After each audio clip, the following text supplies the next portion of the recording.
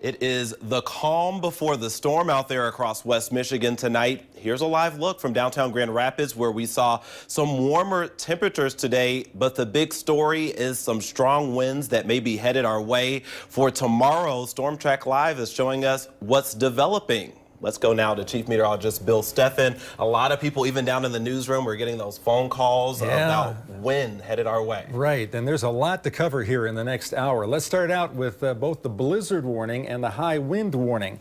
The high wind warning is for all counties. The blizzard warning is for Oceano-Newaygo and Mecosta counties to the north.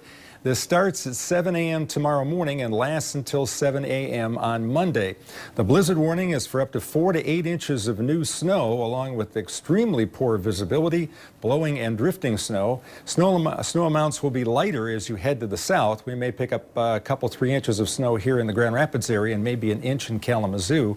Everybody will get the strong winds, which could gust at times to 60 miles an hour during the day tomorrow. Here's a look at Storm Track Live. We got some showers out there. Don't let the pink colors scare you too much. Most temperatures are above freezing right now, so roads are just wet. If you're going to be out and about this evening, I think we're still pretty good here. We won't see the intense winds until very late tonight.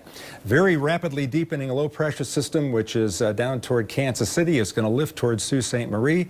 That's going to provide all that strong wind for us tomorrow. This is the way it looks. Intense winds for tomorrow and tomorrow night. We're looking for steady winds of 25 to 40 miles an hour with gusts up to 60 miles an hour. And that will result in downed branches, probably even some downed trees, and numerous power outages throughout the area.